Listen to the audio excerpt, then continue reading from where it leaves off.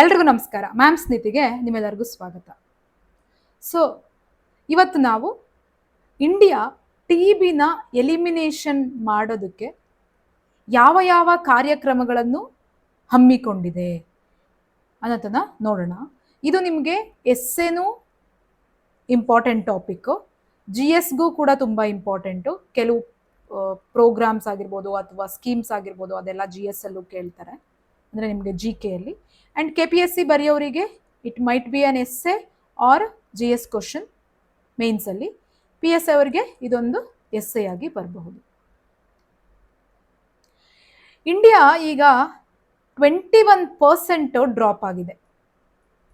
ಯಾವಾಗ ಕಂಪೇರ್ ಮಾಡಿದರೆ 2015ಗೆ ಕಂಪೇರ್ ಮಾಡಿದರೆ 2024ಅಲ್ಲಿ 21% TB ಕಾಯಿಲೆ ಡ್ರಾಪ್ ಆಗಿದೆ. ಇದು ನಮಗೆ ಗೊತ್ತಿರಬೇಕು. ಮತ್ತು TBಯಿಂದ ಸಾಯುವವರ ಸಂಖ್ಯೆ 28% ಡ್ರಾಪ್ ಆಗಿದೆ according to the HWO report.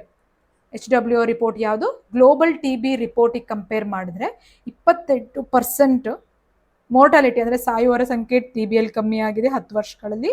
ಮತ್ತು ಕೇಸಸ್ಸು 21%. ಇದನ್ನೇ ನೀವು ಇಂಟ್ರೊಡಕ್ಷನ್ ಆಗಿ ಬರೆಯಬಹುದು. First thing. Next new cases 21% decline ಆಗಿದೆ. ಇದು ನಮ್ಮದು ಮೈಲ್ ಸ್ಟೋನು. ಮತ್ತು 28% of the TB death drops ಆಗಿದೆ. ಮತ್ತು 20 crore plus people screened, vulnerable population screened under TB Mukt Bharat ಅಭಿಯಾನ. TB ಮುಕ್ತ ಭಾರತ್ ಅಭಿಯಾನದಲ್ಲಿ ಇವರು 20 ಕೋಟಿ ಜನ TB ಮುಕ್ತ ಆಗಿದ್ದಾರೆ. ಮತ್ತು 46,000ಕ್ಕಿಂತ ಹೆಚ್ಚು ಗ್ರಾಮ ಪಂಚಾಯಿತಿಗಳು TB ಮುಕ್ತ ಗ್ರಾಮ ಪಂಚಾಯಿತಿಗಳಾಗಿ ಸರ್ಟಿಫಿಕೇಟ್ ತಗೊಂಡಿದೆ, TB ಫ್ರೀ ಸರ್ಟಿಫಿಕೇಟ್. ಇದನ್ನ ನೀವೇನಾದರೂ ಇಂಟ್ರೊಡಕ್ಷನಲ್ಲಿ ಹಾಕಿ ಬರೆದ್ರೆ ಅಮೇಝಿಂಗ್ ಎಸ್ಸೆ ಆಗುತ್ತೆ.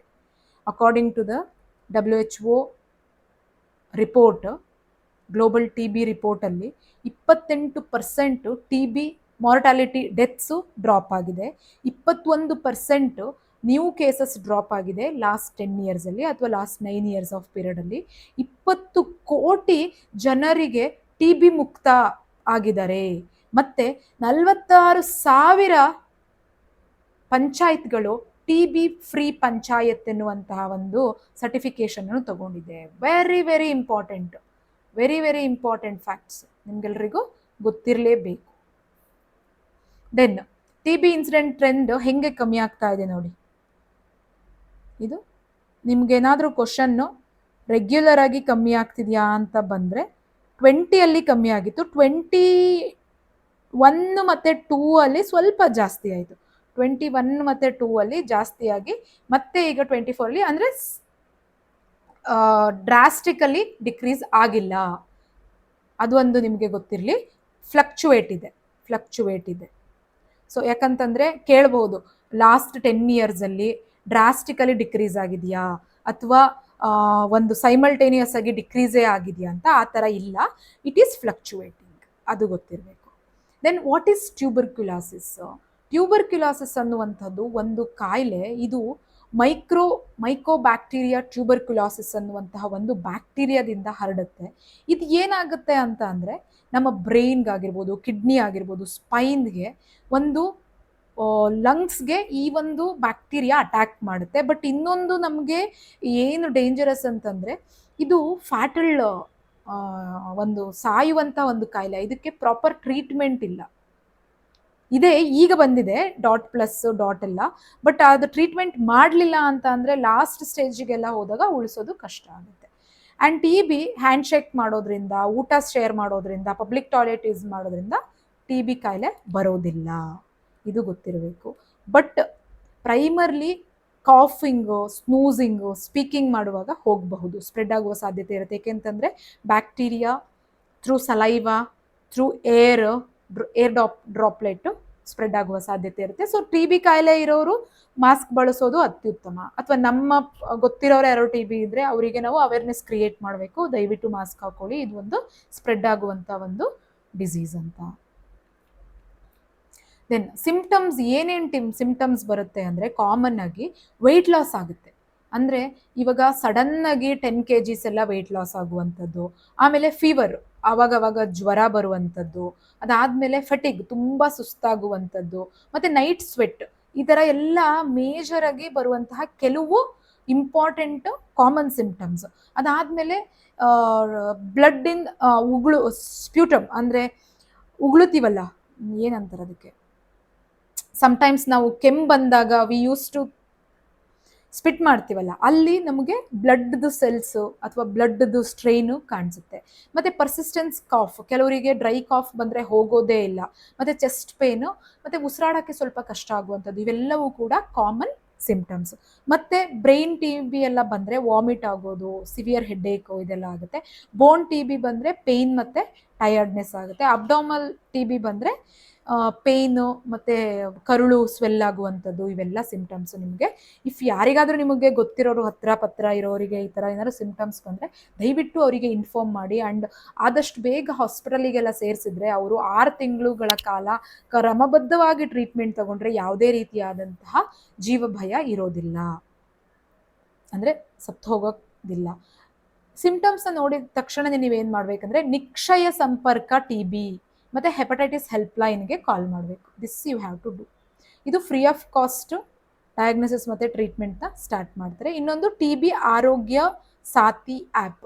ಈಗ ನಿಕ್ಷಯ್ ಅಂತ ಹೇಳಿ ನಿಕ್ಷಯ್ ಸಂಪರ್ಕ, ನಿಕ್ಷಯ ಸಂಪರ್ಕ ವಿಚ್ ಈಸ್ ರಿಲೇಟೆಡ್ ಟು ಅಂತ ಕೇಳಿದ್ರೆ ನಿಮಗೆ ಗೊತ್ತಿರಬೇಕು TBಗೆ ಇದು ಒಂದು treatment ಕೊಡುವಂತಹದ್ದು. Then TB Aarogya Saathi app, ಇದು TB ಆರೋಗ್ಯ ಸಾಥಿ ಆ್ಯಪು ನಿಮಗೆ ಏನೇನು ಸಿಂಪ್ಟಮ್ಸ್ ಇದೆ, ಯಾವುದು ಮೆಡಿಕೇಷನ್ದು ಸೈಡ್ ಎಫೆಕ್ಟ್ಸ್ ಏನು, ನ್ಯೂಟ್ರಿಷನಲ್ ಅಡ್ವೈಸು, TB ಪೇಷಂಟ್ಗೆ ಯಾವ ರೀತಿಯ ಒಂದು ಅಡ್ವೈಸ್ ಬೇಕೋ ಅದೆಲ್ಲವನ್ನು ಈ ಒಂದು TB ಆರೋಗ್ಯ ಸಾಥಿ ಆ್ಯಪ್ ನೀಡುತ್ತೆ. ದೆನ್ ನ್ಯಾಷನಲ್ ಏನು ಸ್ಟ್ರಾಟರ್ಜಿ ಇದೆ 2020ಇಂದ 2025 ತನಕ ಏನು ಸ್ಟ್ರಾಟರ್ಜಿ ಮಾಡಿದ್ರು?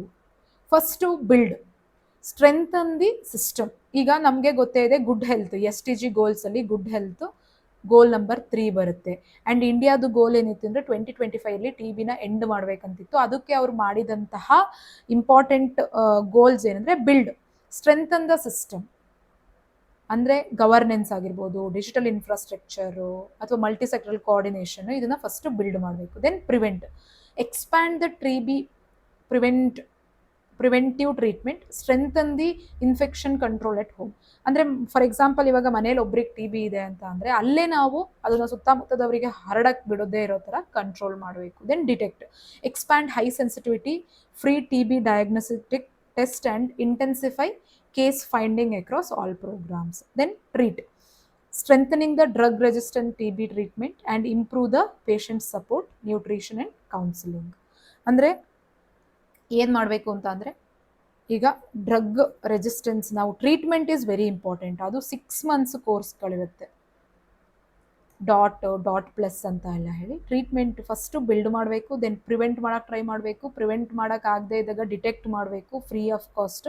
ಅದಾದಮೇಲೆ ಟ್ರೀಟ್ಮೆಂಟ್ನ ಸ್ಟಾರ್ಟ್ ಮಾಡಬೇಕು. ದೆನ್ TB ಎಲಿಮಿನೇಷನ್ ಪ್ರೋಗ್ರಾಮ್ಸ್ ಯಾವ್ಯಾವುದು, ನ್ಯಾಷನಲ್ TB ಎಲಿಮಿನೇಷನ್ ಪ್ರೋಗ್ರಾಮ್ಸಲ್ಲಿ ಬರುವಂತಹ ಕೀ ಪಾಯಿಂಟ್ಸ್ ಯಾವುದು? Early diagnosis, high quality testing ಮತ್ತು ಪ್ರೊಯಾಕ್ಟಿವ್ ಕಮ್ಯುನಿಟಿ ಔಟ್ರೀಚಲ್ಲಿ ಫಸ್ಟು ನಾವು ಅರ್ಲಿ ಡಯಾಗ್ನೋಸಿಸಲ್ಲೇ ಮಾಡಬೇಕು. ಇದು ಮೇನ್ಲಿ ಏನಾಗುತ್ತೆ ಅಂದರೆ ವರ್ನರೇಬಲ್ ಪಾಪ್ಯುಲೇಷನ್ನು, ಎಲ್ಲಿ ಒಂದು ಏನಂತಾರೆ ಅದಕ್ಕೆ ಸ್ವಚ್ಛತೆ ಇರೋದಿಲ್ಲ ಅಥವಾ ಒಳ್ಳೆ ವಾಟರ್ ಫೆಸಿಲಿಟಿ ಇರೋದಿಲ್ಲ ಅಥವಾ ನ್ಯೂಟ್ರಿಷನ್ ಇರೋದಿಲ್ಲ, ಅಲ್ಲೆಲ್ಲ ಕಡೆ ನಾವು ಮಾಡಬೇಕು. ದೆನ್ನು ಪೇಷಂಟ್ ಸೆಂಟ್ರಿಕ್ ಸಪೋರ್ಟ್, ಯಾವುದೇ ಒಂದು ವ್ಯಕ್ತಿಗೆ ಡೈರೆಕ್ಟಾಗಿ ನಾವು ಪೇಷಂಟ್ಗೆ ಕಾಂಟ್ಯಾಕ್ಟ್ ಮಾಡಿಬಿಟ್ಟು ಅವರಿಗೆ ಡೈರೆಕ್ಟಾಗಿ ಅವ್ರ ಬೆನಿಫಿಟ್ನ ಟ್ರಾನ್ಸ್ಫರ್ ಮಾಡಬೇಕು. ಮತ್ತು ನಿಕ್ಷಯ್ ಮಿತ್ರ ಇನಿಷಿಯೇಟಿವಲ್ಲಿ ಅವರಿಗೆ ಏನೇನು ಸಮಸ್ಯೆ ಇದೆ ಅದೆಲ್ಲವನ್ನು ನಾವು ಬಗೆಹರಿಸ್ಕೊಂಡು 1-to-1 ಸೆಂಟ್ರಿಕ್ ಆಗಿ ನಾವು ಅವರಿಗೆ ಸಪೋರ್ಟ್ ಮಾಡಬೇಕು. ದೆನ್ ಪ್ರಾಂಪ್ಟ್ ಟ್ರೀಟ್ಮೆಂಟ್, ಕ್ವಾಲಿಟಿ ಟ್ರೀಟ್ಮೆಂಟಲ್ಲಿ ಯಾವುದೇ ರೀತಿಯ ಕಾಂಪ್ರಮೈಸ್ ಮಾಡ್ಕೊಬಾರ್ದು. ಮತ್ತು ಏರ್ಬೋರ್ನ್ ಇನ್ಫೆಕ್ಷನ್ನ ಕಂಟ್ರೋಲ್ ಮತ್ತು ಸೋಷಿಯಲ್ ಡಿಟರ್ಮಿನೆಂಟ್ಸ್ನ TBಯಲ್ಲಿ ಅಡ್ರೆಸ್ ಮಾಡಬೇಕು. ಅಂದರೆ ಫಾರ್ ಎಕ್ಸಾಂಪಲ್ ಇವಾಗ ಒಬ್ಬರಿಗೆ TB ಬಂದಿದೆ ಅಂತಂದರೆ ಯಾಕೆ ಬಂದಿದೆ ಅಂತ ತಿಳ್ಕೊಂಡು ಅದರಿಂದ ಆದಂಥ ಸಮಸ್ಯೆಗಳನ್ನ ಆದಷ್ಟು ಬಗೆಹರಿಸೋಕ್ಕೆ ನಾವು ಟ್ರೈ ಮಾಡಬೇಕು. ಇದು overall national TB elimination ಪ್ರೋಗ್ರಾಮಲ್ಲಿ ಬರುವಂತಹ key activities. Then Pradhan Mantri TB Mukt ಅಭಿಯಾನ, ಇದು ಟಿ ಬಿ ಮುಕ್ತ ಸೆಪ್ಟೆಂಬರ್ 9 2022 ಅಲ್ಲಿ ಮಾಡಿತು. ಇದರಲ್ಲಿ ಬರುವಂಥ ಆಬ್ಜೆಕ್ಟಿವ್ ಅಡಿಷನಲ್ ಪೇಷಂಟ್ ಸಪೋರ್ಟ್. ಇವಾಗ ಒಂದು ಪೇಷಂಟ್ಗೆ ನಾವು ಎಷ್ಟು ಸಪೋರ್ಟ್ ಮಾಡಿದ್ವಿ ಅದಕ್ಕಿಂತ ಎಕ್ಸ್ಟ್ರಾ ಸಪೋರ್ಟ್ ಮಾಡುವಂಥದ್ದು. ಮತ್ತು ಕಮ್ಯುನಿಟಿ ಇನ್ವಾಲ್ವ್ಮೆಂಟ್, ವಿಲೇಜಲ್ಲಿ, ಸಿಟಿಗಳಲ್ಲಿ ಅಥವಾ ಇನ್ಸ್ಟಿಟ್ಯೂಟ್ಗಳಲ್ಲಿ ಎಲ್ಲರೂ ಪಾರ್ಟಿಸಿಪೇಟ್ ಮಾಡಿ ಅದರದ್ದು ಒಂದು ಅವೇರ್ನೆಸ್ನ ಮೂಡಿಸುವಂಥದ್ದು. ಮತ್ತು CSR ಲೆವರೇಜ್ ಅಂದರೆ ಕಾರ್ಪೊರೇಟ್ ಸೊಸೈಯಲ್ ರೆಸ್ಪಾನ್ಸಿಬಿಲಿಟೀಸ್ ಇರುತ್ತಲ್ಲ, ಅದನ್ನು ನಾವು ಕೂಡ ಈ ಒಂದು TB ಎಲಿಮಿನೇಷನ್ ಕಾರ್ಯಕ್ರಮಕ್ಕೆ ಯೂಸ್ ಮಾಡ್ಕೊಬೋದು CSR ಫಂಡನ್ನು. ಅದಾದಮೇಲೆ ನಿಕ್ಷಯ್ ಪೋಷಣ್ ಯೋಜನಾ ಅಥವಾ ನಿಕ್ಷಯ್ ಮಿತ್ರ. ನಿಕ್ಷಯ್ ಪೋಷಣ್ ಯೋಜನಾ ಅಂದರೆ ಯಾರು TB ಪೇಷಂಟ್ಸ್ ಇರ್ತಾರೆ ಅವರಿಗೆ ಪರ್ ಮಂತ್ 1000 ರೂಪೀಸ್ನ ಕೊಡುವಂತಹದ್ದು. ಮತ್ತು ನಿಕ್ಷಯ್ ಮಿತ್ರ ಇದು ಹೆಂಗೆ ಅಂತಂದರೆ ವಾಲಂಟಿಯರ್ಸು, ಯಾವ್ಯಾವ ವಾಲಂಟಿಯರ್ಸ್ಗೆ ಇದು ಮಾಡೋಕ್ಕಾಗುತ್ತೆ ಅವರಿಗೆ ಸೈಕಾಲಜಿಕಲ್ ಚೆಕ್-ಇನ್. ಅಂದರೆ ಈಗ ಫಾರ್ ಎಕ್ಸಾಂಪಲ್ ನಾನು ವಾಲಂಟಿಯರ್ ಆಗಿ ವರ್ಕ್ ಮಾಡಬಹುದು. ಯಾವುದಾದ್ರೂ ಒಂದು TB ಪೇಷಂಟ್ನ ಅವ್ರನ್ನ ಡೇ ಟು ಡೇ ಟೈಮಲ್ಲಿ ಅಥವಾ ಟೈಮ್ ಟು ಟೈಮ್ಗೆ ಅವ್ರನ್ನ ಚೆಕ್ ಮಾಡಿಕೊಂಡು ಅವ್ರಿಗೆ ಏನಾದ್ರು ಸಮಸ್ಯೆ ಇದೆಯಾ ಅಂತ ತಿಳ್ಕೊಂಡು ಆ 6 months ಕಂಪ್ಲೀಟು ಅವರಿಗೆ ಸಹಾಯ ಮಾಡುವಂಥದ್ದು TB ಫ್ರೆಂಡ್ ಅಂತ ಅದರ ಅರ್ಥ. Then 100 day TB Mukt Bharat ಅಭಿಯಾನ.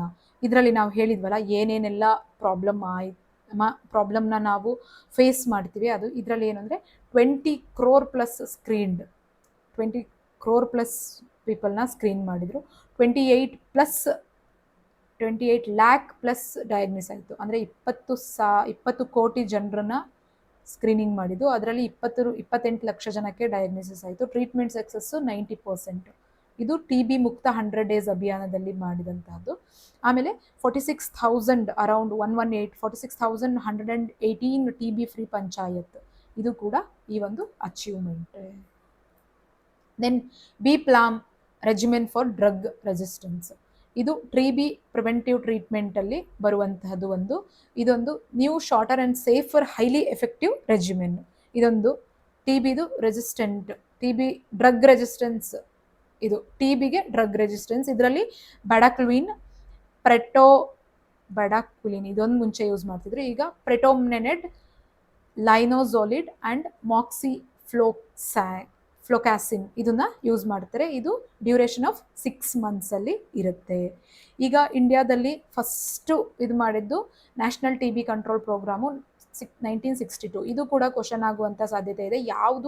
ಯಾವ ಪ್ರೋಗ್ರಾಮು ಯಾವಾಗ TB ಎಲಿಮಿನೇಷನ್ಗೆ ಮಾಡಿದ್ದು ಅಂದರೆ ನ್ಯಾಷನಲ್ TB ಕಂಟ್ರೋಲ್ ಪ್ರೋಗ್ರಾಮ್ 1962. ಅದಾದಮೇಲೆ revised national TB control programme 1993 ಅದಾದಮೇಲೆ ಮಾರ್ಚ್ 2018 ಅಲ್ಲಿ Delhi end TB summit, TB free campaign launched by PM Modi. ಅದಾದಮೇಲೆ ಏಪ್ರಿಲಲ್ಲಿ Nikshay Poshan Yojana launch to direct nutritional support to TB patients. ಅದಾದಮೇಲೆ RNTCP renamed NTEP national strategy plan 2025 announce ಆಯಿತು. ಈಗ TB Mukt Abhiyan launch ಆಯಿತು. Nikshay Mitra initiate ಕೂಡ introduce ಆಯಿತು. This is all about the TB Mukt Bharat. ಯಾಕಂತಂದರೆ ನಮಗೆ 2025ಗೆ TB ಎಲಿಮಿನೇಷನ್ ಮಾಡೋದಿತ್ತು. ಸೊ ಹಾಗಾಗಿ ಇದೆಲ್ಲವನ್ನು ಸೇರಿಸಿ ನೀವೊಂದು ಎಸ್ಸೆ ಬರೆದ್ರೆ it will be very good essay. 600 to 1000 words ಆರಾಮಾಗಿ ಬರಿಬೋದು. ಸೊ ನಿಮಗೂ ಎಕ್ಸ್ಟ್ರಾ ಪಾಯಿಂಟ್ ಆ್ಯಡ್ ಮಾಡಬೇಕಂದ್ರೆ you can add and you can write. That's all for the day. Thank you one and all.